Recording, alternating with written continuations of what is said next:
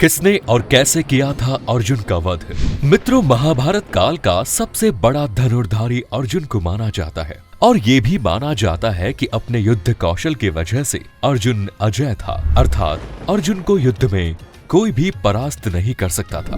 परंतु क्या आप जानते हैं कि महाभारत युद्ध के बाद एक ऐसा भी योद्धा हुआ जो न केवल अर्जुन को परास्त किया बल्कि उसका वध भी किया?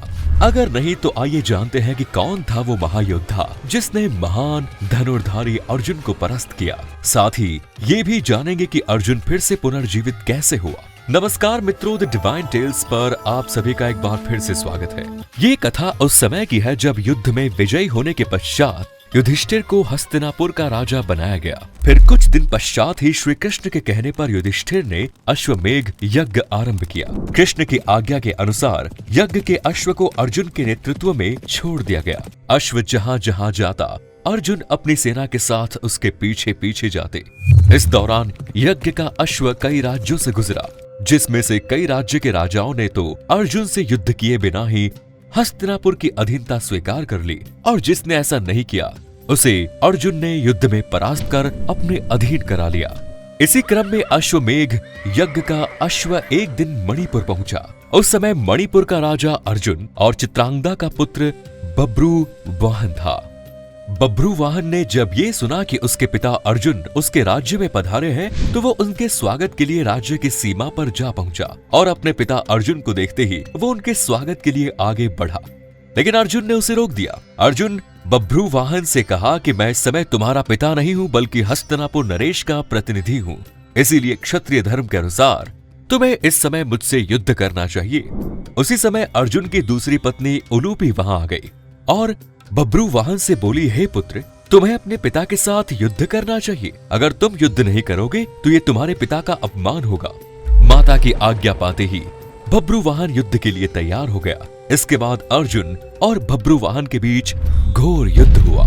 कई दिनों तक युद्ध चलने के बाद जब कोई परिणाम नहीं निकला तो बब्रुवाहन ने कामाख्या देवी से प्राप्त दिव्य बाण से अर्जुन पर प्रहार किया, जिससे अर्जुन का सर धड़ से अलग हो गया। ये देख हस्तिनापुर की सेना में सन्नाटा पसर गया, क्योंकि युद्ध में बब्रुवाहन ने अर्जुन से पहले भीम को भी परास्त कर दिया था। इधर ये बात जब श्री कृष्ण को पता चली तो वो तत्काल द्वारका से मणिपुर के लिए निकल पड़े। उधर अर्जुन की माता कुंती भी अर्जुन की मृत्यु की खबर सुनकर मणिपुर के लिए निकल पड़ी।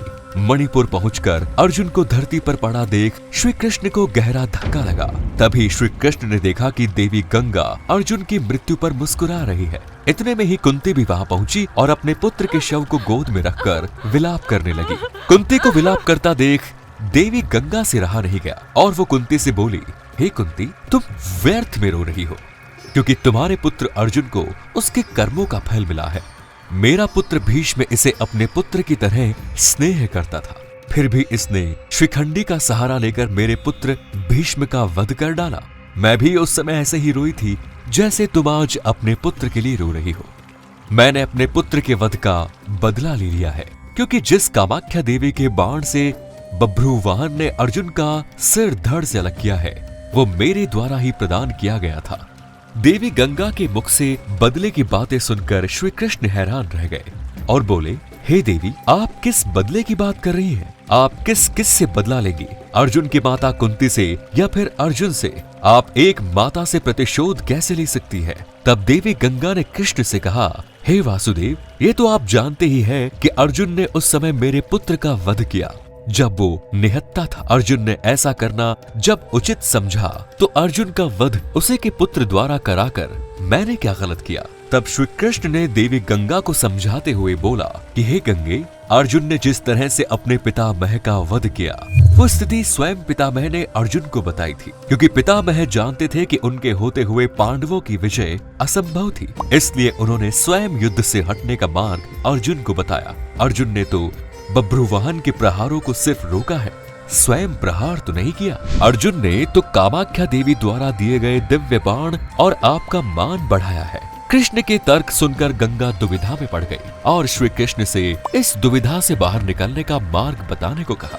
तब जाकर कृष्ण ने देवी गंगा से प्रतिज्ञा को वापस लेने को कहा। फिर देवी गंगा ने अर्जुन के सिर को धड़ से जोड़े जाने का रास्ता बताया और उसके बाद श्री कृष्ण ने अर्जुन की दूसरी पत्नी और बब्रू वाहन की सौतेली मां उलूपी से प्राप्त नागमणि द्वारा अर्जुन को जीवित कर दिया। तो दोस्तों, उम्मीद है कि आपको देवी गंगा और अर्जुन की ये कथा पसंद आई होगी।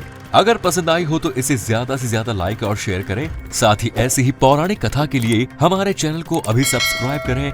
फिलहाल आज के लिए वीडियो में इतना ही। धन्यवाद।